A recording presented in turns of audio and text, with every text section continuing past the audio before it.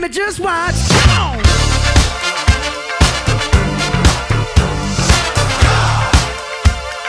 Don't believe me, just watch. What is going on, guys? Gizmo Gaming here with a Clash Royale video, and today we're going to open up some giant chests and then I'm going to show you guys some live battles up here in Royal Arena. So let's start off at the beginning. Wow, that is loud. Apologies there. We're going to start off at the beginning with a silver chest. Once I get the volume to a good point, get some minion horde right there, which is actually enough to upgrade it. I have a lot of upgrades in here simply because I don't have enough coins to actually like upgrade stuff. But what we're gonna do is we're gonna go over here and we have enough for 9 giant chests. Now, for those of you who are wondering what to spend your gems on, if you just have some free money to spend, you want to spend it on this, or if you've been saving gems for a while, you can use coins to buy these cards up here, which is not exactly too advisable. Maybe if you're getting a couple commons to upgrade. Epics can be, but once you start up getting higher, if you're using unupgraded epics, they'll start to get crapped on pretty easily, so I wouldn't really advise doing that. What I think is the best thing to do is buy these giant chests, because at the level I'm at, if you're around that area, maybe even a little bit higher, giant chests drop a lot of rares and commons, so those will upgrade all these cards. See, I only have 1 epic in my entire deck right now, and I can get a ton of rares and commons to upgrade all these, so that's the best use, I personally think, of gems right now. And what I'd like to get is 3 Musketeers, Royal Giant, stuff along those lines. I'd be pretty cool with. I would like to get the Dark Prince and the Guards, but those are epics and those don't come in giant chests as often. But I'll quit rambling too much. Let's get right into this first giant chest right here. And I will get a ton of gold from these as well. But there we get Prince as our first card right there. That's an epic, and I have that one in my deck. Tons of mini P.E.K.K.A. and lots of Royal Giants. Holy crap, that is a ton of Royal Giants right there. So as you can see, there are a lot of cards, 232 cards to be exact on average in this chest. So I will make it out pretty good. That's a lot of, or not a lot, a couple Inferno Towers, which isn't great. Another mini P.E.K.K.A. and everybody's least favorite card, the Mortar. So let's try to avoid getting those again. Once again, a lot of gold. Got some 3 Musketeer, or a 3 Musketeer right there. First unlocked for those, as well as a ton of skeletons in that one. So I'm glad I have the 3 Musketeer now. If we could upgrade it a little bit, that would be cool. But there's some minions right there. Quite a few Fire Spirits. I've been waiting to get those. And that's a lot of 3 Musketeers, just as I was talking about right there. I don't know if I'm going to actually make a deck with 3 Musketeers. I think it would be fun to do. But I don't know how well that would go, because if you have a Fireball, it's pretty devastating counter for 3 Musketeers. And right there we get some arrows. So as you can see, the epic drop rate for these giant chests is not like fantastic or anything, but as I mentioned, I feel like it's more important to get these commons and rares up. And there's a furnace right there. I feel like it's more important to get these commons and rares up opposed to just like hitting 1 super magical chest. As you can see, for the price of 9 giant chests, that's what it would cost you for 1 super magical chest, basically. And I just don't think that, give or take, is really worth it. There's an epic card right there in the Baby Dragon, a bunch of Barbarian Huts, and a bunch of Royal Giants. So after this point, I might be able to get up my Royal Giant higher than I have some of my other cards, which would be kind of funky to think about. There's some more gold. There's a Giant Skeleton, which I actually have at level 2 already. Tombstones and Cannons, which is currently in my deck. So that's pretty good. Final giant chest right here. See if we can't pull something pretty good.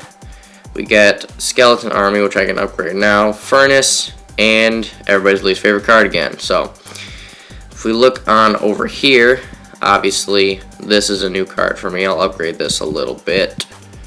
I'm not sure how high we can get it to go, but I do have 16,000 gold now, which is by far the most I've ever had. And we can get these all the way up to level 5 actually. I think I'm going to hold off on doing that because I'm not sure if I'm going to use these cards or not. But all the way up to level 5 is a pretty substantial upgrade. But now if we look here, we can upgrade the Zap, which I have in my deck currently. We can upgrade the Cannon, which I will definitely do. And I think I'm going to hold off on the Spear Goblins because I trade those in and out sometimes. And in case you're wondering, this is my activity log right here. I got up to Royal Arena for the first time yesterday, and I've been wavering a little bit. I was using a different deck initially to get up here. Let's see, this one right here, where I had Giant and Wizard as my main thing to do in there. This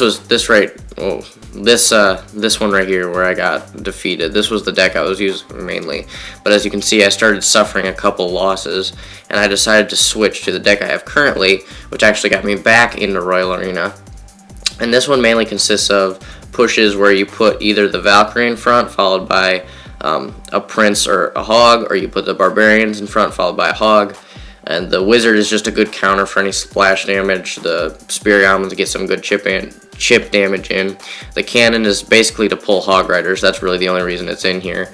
But it's really important to have one of those, because up at this level, Royal Giants and Hogs can absolutely wreck you if you don't have anything to take care of them. And the Zap can just take out some little troops if you're pushing and they're dumping a ton of Spear Goblins and Skeletons. You can drop that. It'll stun the tower for a little bit and kill all those. So it's definitely worth it to have that. But let's get into a live battle right here. I don't even know how to read that, so I'm not even going to try. But we're going to start off here. Looks like our best option to start is going to be the Barbarian Hog push, unless he puts something down crazy. And there's the Hog, so we will lure that over with the Cannon. And he puts his bomb tower on the side where my troops will not go for it, which is kind of interesting, actually. I suppose that would make a little bit of sense, but I would think you'd want to pull the troops over so they don't get damage on the tower. Interesting thought process there. So we can put down a Valkyrie behind this so it doesn't shoot the tower. Probably actually not the smartest thing, considering I don't have any extra elixir. And we're going to zap these just so the tower can one-shot all of them real quick. And we'll let the elixir save up a little bit. Now, initially, I wasn't going to do gameplay on this game because I rage at this game really hard sometimes.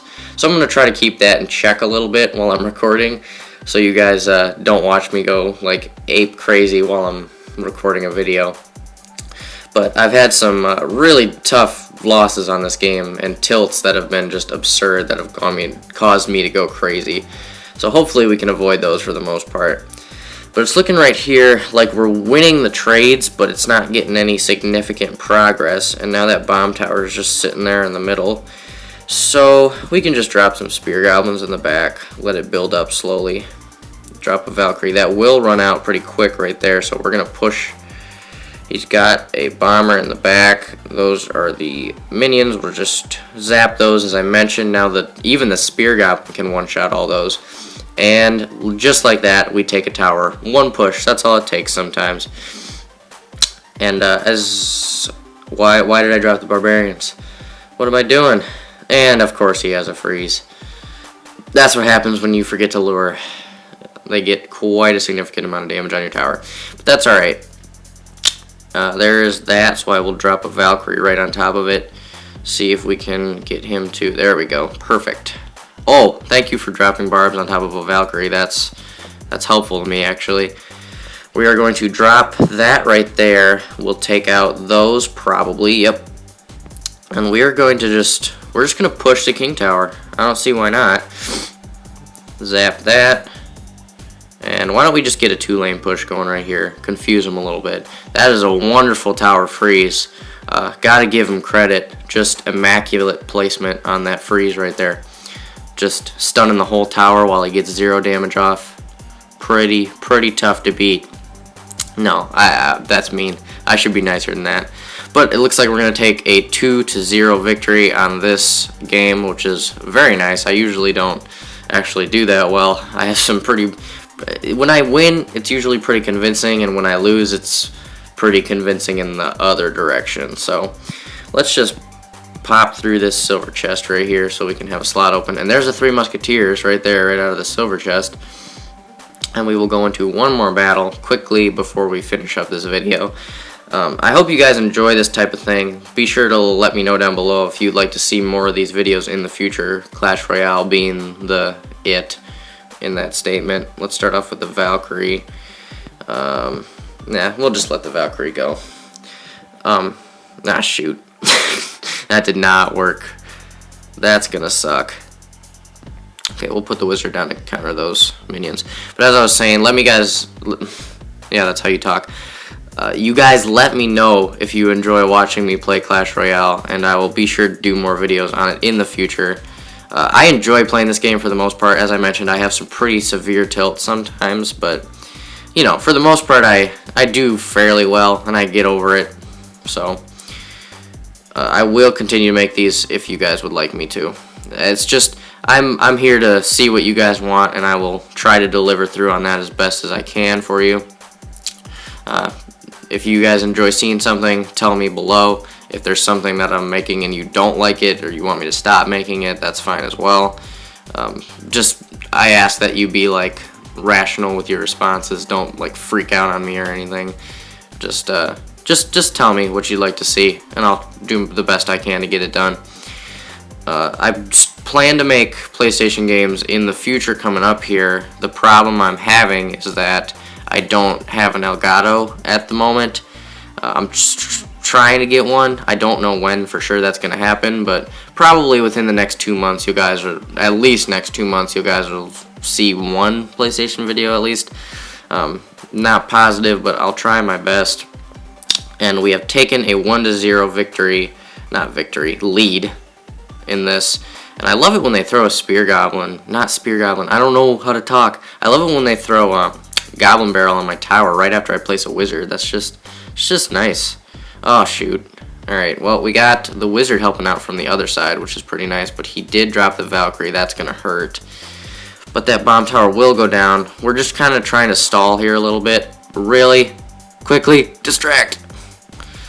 Royal Giant, I tell ya. Oh, he can't even reach it. Then something needs to be done about that Royal Giant, because as it stands right now, you can drop that back at the river, and the thing that's so easy to counter with the giant skeleton and the regular giant is that you can place troops behind it. So like if they place one, you can drop barbarians and Valkyrie and whatever behind it and just absolutely decimate.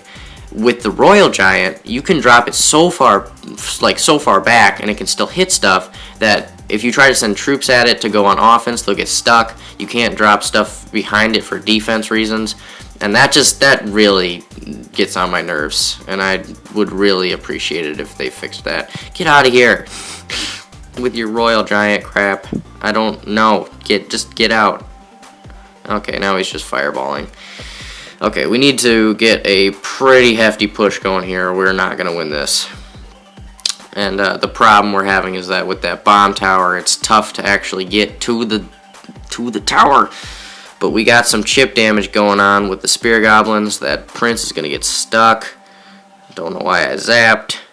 Going to drop a wizard. This is going to be close, because he's going to drop the Royal Giant, and it's going to get a significant amount of damage right here. We're going to have to try to get rid of that as quick as we can. We're going to drop Hog Rider off just to try to get a little bit of damage in at the end, see if we can't do something miraculous. Zap that tower, and that's going to be it. 2-1. That's how you do it right there. Now, this deck has been working pretty well for me. If you go back into my replays, that's 3 wins in a row. 1 defeat, 1 draw, another victory. So it's been working pretty well. If you guys want to use this, that's completely fine with me. I would assume it would work a little lower level. For sure it works in Builder's Workshop, because that's where I used it the most. But I'd like to thank you guys very much, as always, for watching. And if you watched this whole thing, special thanks to you watching through all that, because I'm assuming it's going to get pretty long here. But thank you guys very much, as always, for watching. Be sure to leave a like on this video if you enjoyed. Subscribe for more gaming content. Leave a comment down below if you'd like to see more Clash Royale in the future. And I will see you guys in the next video.